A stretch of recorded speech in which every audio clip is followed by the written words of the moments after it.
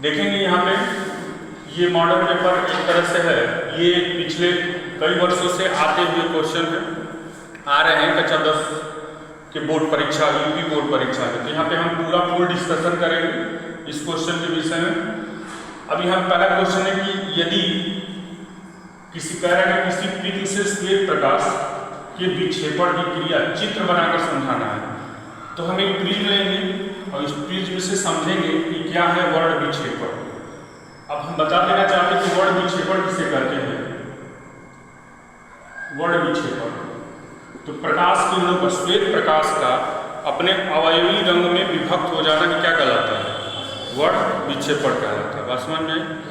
अब यहाँ पर ये सूर्य की मतलब श्वेत प्रकाश को, जब भी हम श्वेत प्रकाश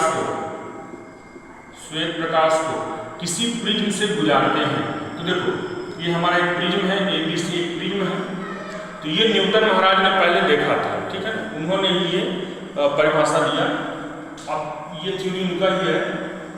न्यूटन महाराज ने कहा कि जब भी हम श्वेत प्रकाश को किसी प्रिज्म से गुजारेंगे, तो चूंकि प्रिज्म एक क्या है, पारदर्शी माध्यम से प्रकाश किरण क्या होगी, आर पार चली जाएगी, ठीक है ना। जब भी प्रिज्म से प्रकाश किरणें गुजरती हैं, श्वेत प्रकाश गुजरता है, तो प्रिज्म का नेचर है कि ये पूरे किरणों को क्या करता है, नीचे की तरफ मोड़ने लगता है, आधार की तरफ मोड़ने लगता है, ठीक है। अब इसके दूसरी तरफ जैसे हम पर्दा लगाएंगे, तो इसके सातों जो सूर्य में जो सातों कलर हैं, वो सब अलग अलग उनको क्या करता है, दिखाई दे रहे हैं। ये सूर्य का प्रकाश श्वेत प्रकाश है, तो यहाँ से सातों कलर क्या हो जाएंगे, अलग अलग हमको दिखाई देंगे। पहले यहाँ पर खींच लेंगे सातों कलर ऐसे 4 5 6 1 7। अब पकड़ के ऐसे यहाँ पर इसको मिला देंगे, ठीक है, ऐसे। तो यहाँ पर सातों कलर, ये पर्दा है हमारा, पर्दा लगा हुआ है, तो सातों कलर यहाँ पर अलग अलग हो जाते हैं। अब ये सूर्य में कौन से सातों कलर होते हैं, तो VIGO, VIGYOR। अब इसको उल्टा पकड़ के लिख देना, ऊपर में सबसे पहले R, फिर O, फिर Y येलो, फिर G, फिर B, फिर I, फिर V, यानी VIGO। तुमसे पूछा जाएगा कि कौन सा कलर है, श्वेत प्रकाश में कितने कलर होते हैं, ये 7 होते हैं, इसको शॉर्ट में VIGO पढ़ते हैं, ठीक है। अब यहाँ R का मतलब रेड है, O का मतलब orange, yellow, green, blue, Indigo और वायलेट है, ठीक है। तो ये सातों कलर अलग हो गए। अब इसमें विक्षेपण की क्रिया, तो हम इसको परिभाषित कैसे करेंगे कि जब हम किसी प्रिज्म से श्वेत प्रकाश को गुजारते हैं, तो प्रिज्म क्या करता है, सातों कलर को क्या कर देता है, श्वेत प्रकाश से सातों कलर को अलग कर देता है। तो यहाँ पर डिफिनेशन जो आती है, ये भी 2 नंबर में हमसे डिफिनेशन पूछी जाती है कि वर्ण विक्षेपण किसे कहते हैं। तो ध्यान से सुनेंगे, श्वेत प्रकाश का अपने अवयवी रंग में विभक्त हो जाना ही क्या कहलाता है, वर्ण विक्षेपण। जितने भी सातों कलर होते हैं या अलग अलग हो जाएंगे, तो इसी क्रिया को हम क्या कहते हैं, वर्ण विक्षेपण कहते हैं। अब देखो इसमें भी बढ़िया क्वेश्चन पूछा जाता है कि किस कलर का विचलन सबसे ज्यादा और किस कलर का विचलन सबसे अधिक होता है, ठीक है ना। तो यहाँ जो ज्यादा नीचे झुकेगा उसका विचलन ज्यादा, यानी बैंगनी कलर का विचलन क्या होता है, ज्यादा होगा, और रेड कलर का विचलन क्या होता है, बहुत कम। देख रहे हो इसका ये, अब इन प्रकाश का देखो जा तो रहा था इस रास्ते से, लेकिन अब यहाँ से हम अगर पीछे घुमाएंगे तो इसी को विचलन कोण कह देते हैं, विचलन कोण, जिससे हम डेल्टा से प्रदर्शित करते हैं, ठीक है, इससे प्रदर्शित करते हैं। ये विचलन कोण हमारा हो जाता है। तो कौन ज्यादा नीचे झुका है उसका विचलन ज्यादा, जो कम झुका रहेगा उसका विचलन कम हो जाएगा। तो यहाँ से ये क्वेश्चन, तो जब भी हम श्वेत प्रकाश को किसी प्रिज्म से गुजारते हैं, तो ये प्रकाश किरणों को अपने आधार की तरफ मोड़ देता है, और जब हम इधर बाहर पर्दा एक लगाते हैं, तो पर्दे पर सातों कलर क्या होते हैं, अलग अलग दिखाई देते हैं। किस रूप में, VIGO से, VIGO यानी रेड ना, orange, yellow, green, blue, Indigo और वायलेट, ये सातों कलर हैं, ठीक है। अब आगे देखेंगे, दूसरा क्वेश्चन लेंगे। ये चित्र इसी तरह हमको बना के दिखाना पड़ेगा। दूसरा क्वेश्चन है ओम का नियम। तो देखो ओम का नियम क्या है, तो ओम ने क्या कहा कि जब हम किसी चालक की भौतिक अवस्थाएं जैसे लंबाई, ताप, क्षेत्रफल आदि नियत रहे, ठीक है। तो उसमें प्रवाहित धारा तथा उसके सिरों पर लगा विभवांतर के क्या होता है, अनुक्रमानुपाती होता है, मतलब समानुपाती। यानी ओम का कहना ये है V अनुक्रमानुपाती I। अब यहाँ पर हम ये नियतांक का प्रयोग करते हैं जिसे हम R कहते हैं, यानी V इक्वल R गुणे I। अब यहाँ पर हम देखेंगे, इसको हम ऐसे लिख देंगे I गुणे R।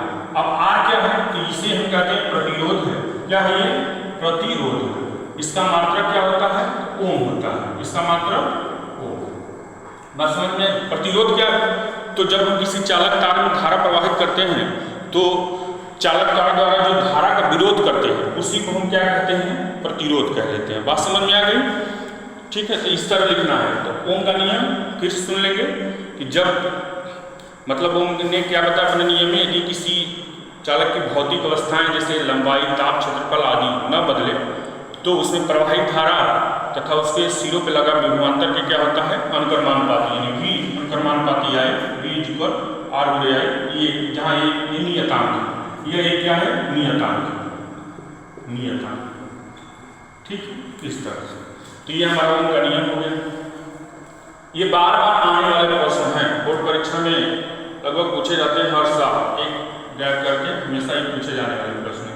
देखो ये है तीसरा क्वेश्चन, देखेंगे निकट दृष्टि दोष क्या है। तो दो दोष, एक निकट एक दूर, दोनों को यहीं पे समझ लेंगे कि निकट क्या है, दूर क्या है। एक होता है निकट दृष्टि दोष, दूसरा होता है दूर दृष्टि दोष। अब देखो इसमें क्या है, निकट दूर में क्या है। तो निकट कहने का मतलब जिसमें दोष है वो सही रहता है, जैसे निकट दोष लगा, निकट दृष्टि दोष, ठीक है। मतलब ये जिसमें दोष लग गया मतलब वो सही है, यानी दूर वाला क्या है, गड़बड़ है। यानी जिसका ये इसमें दो लिख लेंगे, निकट लिख लेंगे, ऐसे दूर लिख लेंगे, निकट दूर, बस ये हो गया निकट दृष्टि दोष, दूर दृष्टि दोष, ऐसे निकट दूर।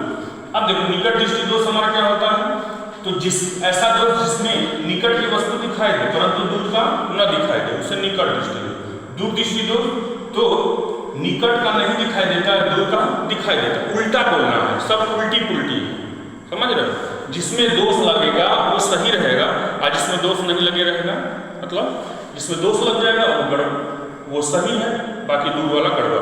तो समझ लेना जिसका निकट दृष्टि दोष क्या है, तो जिसका दूर का फ्यूज उड़ गया, समझ रहा, दूर का फ्यूज उड़ा और नजदीक वाला सही है, निकट दृष्टि दोष। और जिसका निकट वाला फ्यूज उड़ गया है, दूर वाला फ्यूज सही है, मतलब दूर का देख पा रहा है, नजदीक का नहीं देख पा रहा है, तो उसे दूर दृष्टि दोष कहते हैं, ठीक है। इस दोष के इसमें पूछा इसका निवारण कैसे किया जाता है। तो देखो इस दोष अगर हो जाए तो व्यक्ति को अपने चश्मे में किस प्रकार का लेंस लगवाना चाहिए। तो अगर तुमको ये भी नहीं आता है, भूल जाते हो, तो इसका भी एक परमानेंट इलाज है, निकट दृष्टि दोष, दूर दृष्टि दोष। दो प्रकार के लेंस होते हैं, अवतल होता है, दूसरा उत्तल है। दोनों को लिखो, मान लो तुमको नहीं याद है कि किस में कौन सा प्रयोग करते हैं, तुमको दो लेंस याद है, उत्तल और दूसरा अवतल, बस हो गया। देखो जो ज्यादा बड़ा दोष तो ज्यादा बड़ा वाला लेंस, मतलब इसमें 3 अक्षर है तो बड़ा अक्षर वाला मतलब अवतल लेंस, ठीक है। छोटा दोष तो छोटा अक्षर वाला लेंस, यानी दूर तो 3 अक्षर वाला लेंस, समझ गए। मतलब निकट दृष्टि दोष को दूर करने के लिए व्यक्ति को अपने चश्मे में कैसा लेंस लगाना चाहिए, अवतल। और दूर दृष्टि दोष को दूर करने के लिए व्यक्ति को अपने चश्मे में उत्तल लेंस का प्रयोग करना चाहिए। तो परीक्षा पूछा जाएगा कैसे लिखना है, पर हेडिंग डालेंगे निकट दृष्टि दोष। तो क्या है, तो वह दोष जिसमें व्यक्ति को पास की वस्तुएं तो दिखाई देती हैं परंतु दूर की नहीं दिखाई देती हैं, उसे हम कौन सा दोष कहते हैं, निकट दृष्टि दोष। अगर दूर पूछा जाए तो तुम कहोगे कि वह दोष जिसमें व्यक्ति को दूर की दिखाई देती है वस्तुएं परंतु निकट की न दिखाई दे उसे निकट दृष्टि दोष, दूर दृष्टि दोष कहते हैं। इस दोष को दूर करने के क्या है, तो जब निकट दृष्टि दोष रहेगा तो व्यक्ति को अपने चश्मे में अवतल लेंस का प्रयोग करना चाहिए। यदि दूर दृष्टि दोष है तो व्यक्ति को उत्तल की फोकस पॉजिटिव होती है और अवतल की फोकस निगेटिव होती है, ऐसे हम पहचान कर लेते हैं। बात समझ में आ गई। तो ये हमारा दोष भी हो गया। अब अगला क्वेश्चन देखिए, फ्लेमिंग के बाएं हाथ का नियम। ये बहुत बढ़िया क्वेश्चन है, बार बार पूछा जाता है। तो फ्लेमिंग के बाएं हाथ का नियम क्या है, तो बस ऐसे समझना है, कुछ नहीं करना है, अपना बाएं हाथ निकालना है और अंगूठे और उसके दोनों पास वाली उंगलियों को इस प्रकार फैलाना है कि तीनों एक तीसरे के क्या हो, लंबवत डिग्री पे। देखो सबके बीच कितने डिग्री का कोण बनना चाहिए, 90 डिग्री का। तो तुम कहोगे कि फ्लेमिंग ने अपने बाएं हाथ के नियम में बताया कि जब अंगूठा उसके पास की 2 उंगलियों को इस प्रकार फैला दें कि ये तीनों एक दूसरे की कैसी हो, लंबवत हो, तो पहली उंगली, ठीक है ना। अब देखो ऐसे ही आप टिक कैसे करना है, एफ बी आई। फ्लेमिंग के बाएं हाथ में क्या करना है, ऐसे हाथ फैलाओ, ऐसे निकालो, एफ बी आई। बी का मतलब चुंबकीय क्षेत्र, आई का मतलब विद्युत धारा, एफ का मतलब बल। तो पहली उंगली क्या प्रदर्शित करेगी, चुंबकीय क्षेत्र की दिशा। दूसरी उंगली हाँ प्रवाहित होने वाली धारा को बतलाती है। तो अंगूठा चालक पर लगने वाले बल को प्रदर्शित करता है। तो बस ऐसे याद रखना है कि एफ बी आई बल, चुंबकीय क्षेत्र और विद्युत धारा, ठीक है। लिखते समय ध्यान देंगे, बल को लास्ट में लिखेंगे, यानी अंगूठा चालक पर लगने वाले बल को प्रदर्शित करेगा। पहली उंगली चुंबकीय क्षेत्र की दिशा, दूसरी उंगली चालक में प्रवाहित होने वाली विद्युत धारा को प्रदर्शित करता है, अंगूठा चालक पर लगने वाले बल को बतलाता है। बात समझ में आ गया। चलो आगे देखेंगे। यहाँ पर एक क्वेश्चन है, कह रहा है कि एक लेंस की फोकस दूरी कितनी मीटर है, 2 मीटर है, उसकी क्षमता क्या होती है। अब तुम जानते हो कि क्षमता और फोकस में संबंध क्या होता है। तो P बराबर होता है 1/F, कब, जब ये फोकस किसमें हो, मीटर में। इसका मात्रक क्या होता है, P का मात्रक डायोप्टर होता है। क्या होता है मात्रक, इसका डायोप्टर होता है, डायोप्टर। इसको हम किससे प्रदर्शित करते हैं, D से। P बराबर 100/F कब होगा, जब फोकस किसमें हो, सेंटीमीटर में हो। किसमें होगी, cm, सेंटीमीटर।